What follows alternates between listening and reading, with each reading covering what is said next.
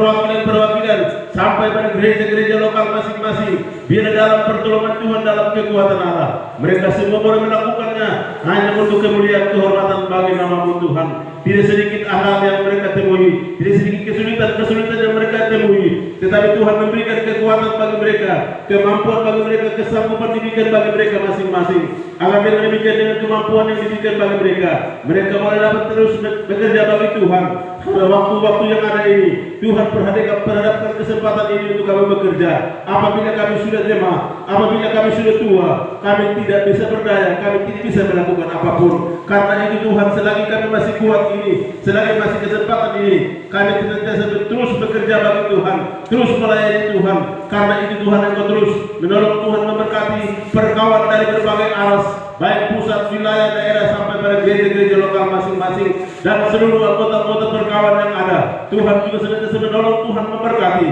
Agar dengan demikian mereka senantiasa boleh melakukan apa yang mereka lakukan, sesungguhnya mereka lakukan, dan mempersiapkan kehidupan daripada ibu perkawan ini menuju kepada hari Maranatha. Yesus Kristus sungguh tidak lama lagi akan datang ke dalam dunia. Terima kasih Bapa di surga, pada hari ini Tuhan, bahwasanya manusia di dalam dunia, manusia di koordinator ini, ada yang sudah mengetahui tapi ada yang tidak mengetahui, tetapi mereka ada di sini, dan sementara mereka bersekutu di sini, mereka menyembah kepada Tuhan di sini. Kami percaya hadirat kuasa-Mu, kuasa kemuliaan Tuhan dinyatakan di dalam persekutuan ini. Agar dengan demikian tidak saja sehat sekedar kami hadir di dalam persekutuan penyembahan ini Tuhan, tapi kami hadir dan menerima berkat-berkat dari Tuhan. Kami hadir untuk kami mendapatkan lawatan Tuhan Roh Kudus dalam diri pribadi kami masing-masing, lawatan firman Allah di dalam hidup kami masing-masing, dan kami kembali pulang ke keluarga masing-masing, pulang ke kampung halaman masing-masing, ke gereja masing-masing, pulang di tengah-tengah kesibukan kami masing-masing. Kiranya kami menjadi saksi yang benar, saksi yang baik untuk memberitakan nama Yesus Kristus yang akan disampaikan kepada semua orang. Kami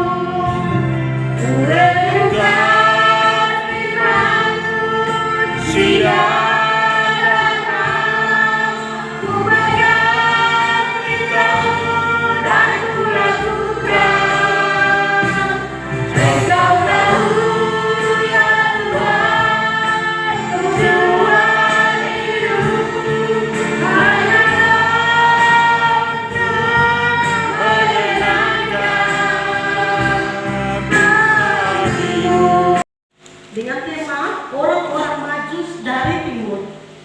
Sesudah Yesus dilahirkan di Bethlehem di tanah Yudea pada zaman Raja Herodes, datanglah orang-orang Majus dari timur ke Yerusalem.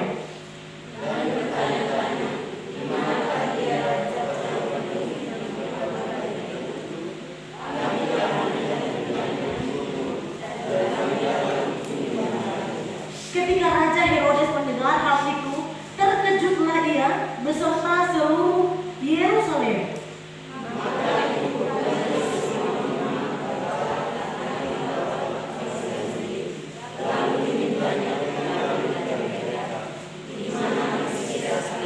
Mereka berkata kepadanya, di Bethlehem di tanah Yudea, karena demikianlah ada tertulis dalam kitab Nabi.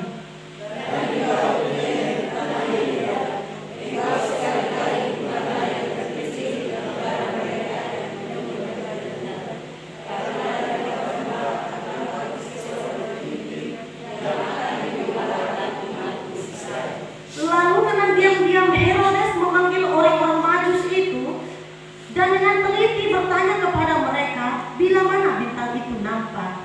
Yang lain, sekali lagi, maka pulanglah mereka ke negerinya melalui jalan yang lain. Tetapi selalu kita belajar di bawah satu tema yang sangat sederhana. Kalau pulang ibu-ibu pasti ingat, yaitu memilih jalan Tuhan. Sekali lagi, memilih jalan Tuhan.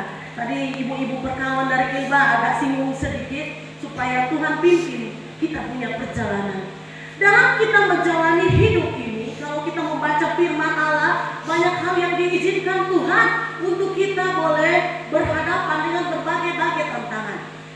Sama seperti yang dialami orang-orang Majus. Mereka bukan orang pilihan Allah, tetapi mereka senang membaca, senang belajar tentang nubuatan-nubuatan yang akan terjadi di belahan bumi ini.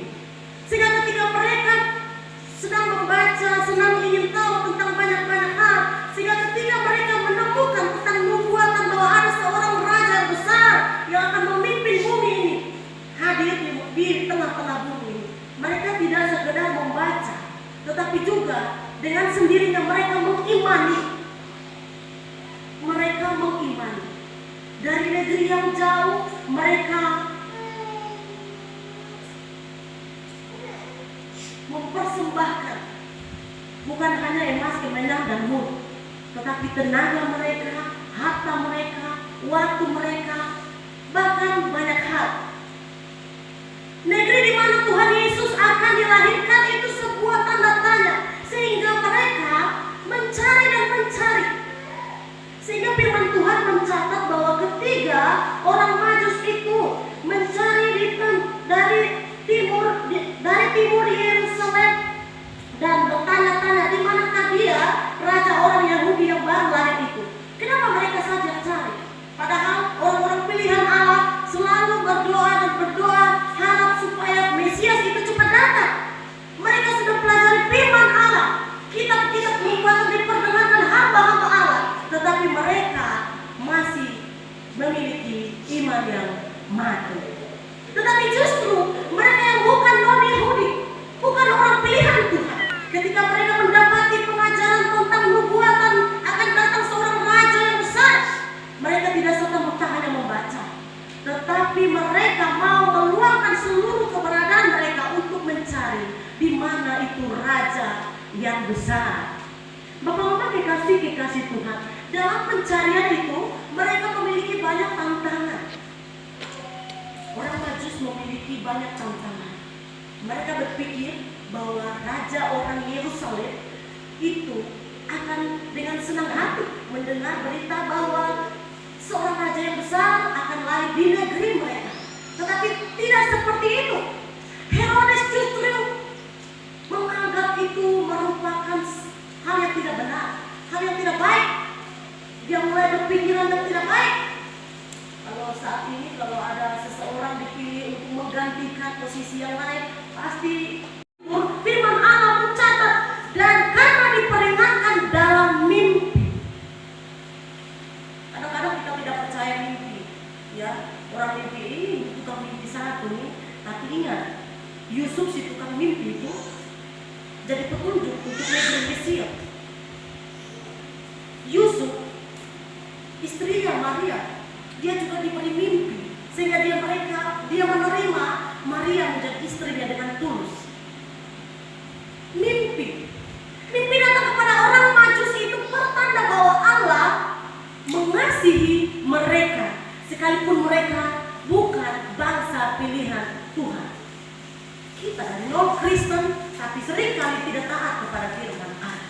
Mereka yang belum kenal Tuhan, begitu baca firman Tuhan, mereka tidak tinggal diam, mereka mencari dan mencari, dan ketika mereka menemukannya, mereka tidak hanya bertemu, memberikan hadiah-hadiah, tetapi ketika diperingatkan bahkan hanya lewat mimpi, mereka taat. Bapak-bapak kekasih Tuhan, saya tidak mengerti kenapa tahun ini PGI mengangkat tema tahun ini di ekornya saja, pulanglah mereka melalui negeri, maka pulanglah mereka ke negerinya melalui jalan lain. Ternyata hal ini berbicara tentang ketaatan umat manusia pada zaman sekarang ini. Bapak-bapak kekasih Tuhan, ketika mereka didatangi Tuhan melalui mimpi, mereka sudah menunjukkan ketaatannya kepada Tuhan. Mereka bisa saja, atau sesama teman bisa saja bilang begini, itu mimpi, jadi mari kita jalan ketemu itu raja, paling kita pulang juga ke negeri kita akan mendapatkan banyak berkat, banyak hadiah-hadiah. Ya toh, kalau sudah memberikan tempat di mana raja itu lahir. Begitu sudah tahu mama di sana, dia sudah pergi Kita lagi yang rindu kemana ini anak. Bapak mama diberkati Tuhan. Ibu-ibu itu dari dulunya begitu. Namanya kita penolong, bapak-bapak jangan tersinggung ya.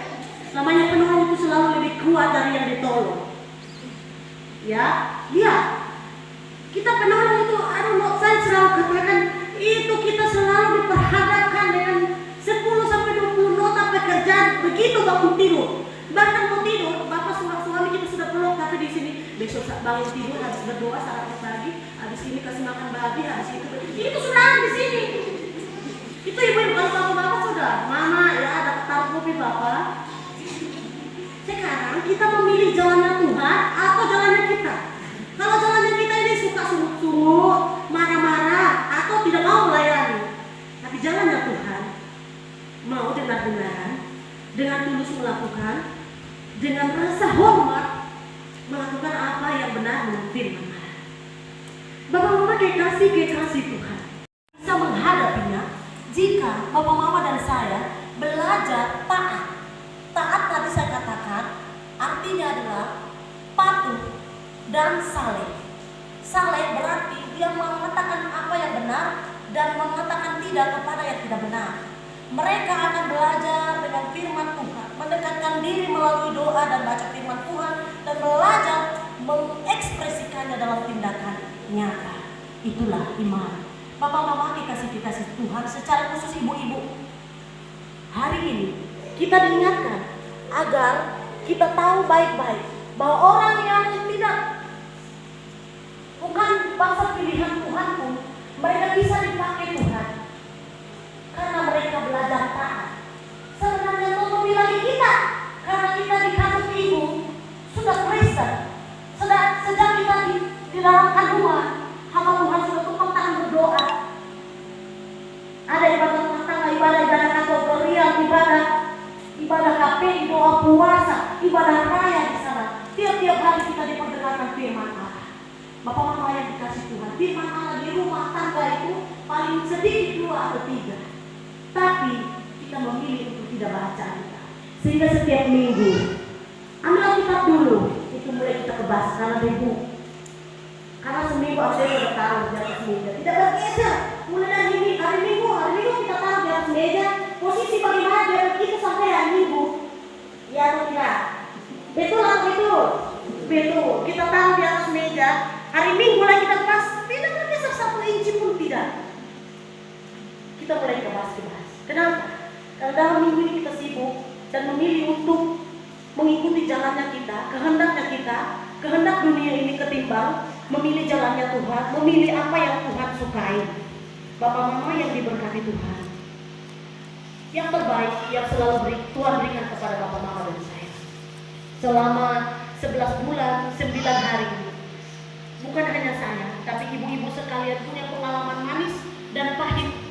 Ada yang sakit, ada yang lemah tubuh, ada yang nyaris pulang, tetapi masih ada sampai saat ini. Kita bersyukur karena di luar sana tadi saya sudah katakan bahwa di luar sana ada banyak orang yang harus cuci darah tiap bulan.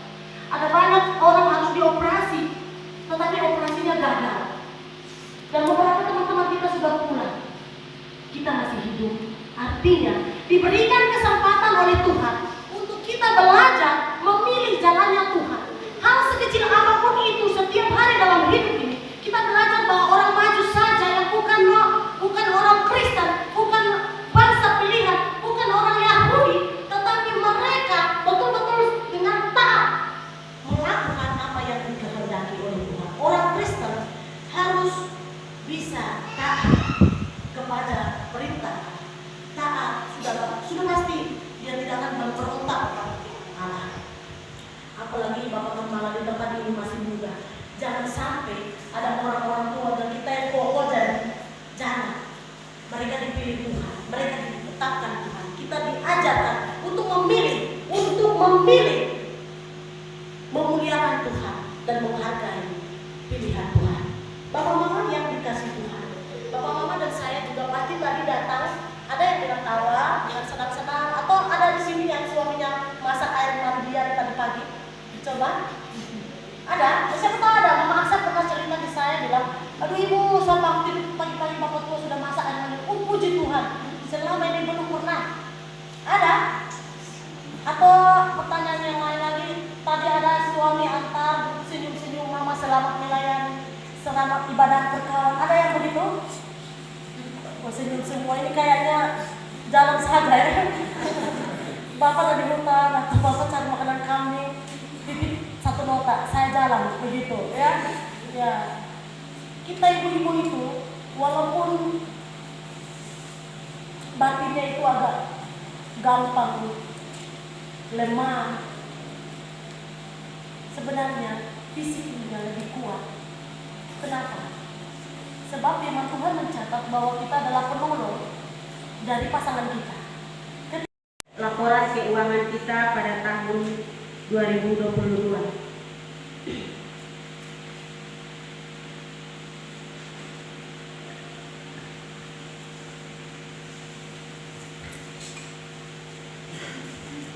Ibadah pada tanggal 4 Februari 2022, ibadah di Gereja Kemei Injil Indonesia Elim Pubai.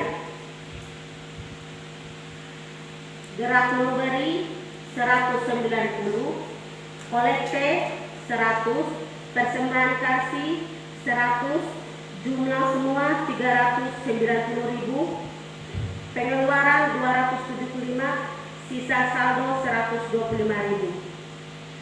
Pada bulan April 2022, tanggal 8 April 2022 di Gereja Kemei Injil Indonesia Ilbam, persembahan kolekte 108.000, persembahan gerak memberi 201.000, persembahan tanda kasih 83.000, jumlah 392.000, pengeluaran 350.000, sisa saldo 42.000.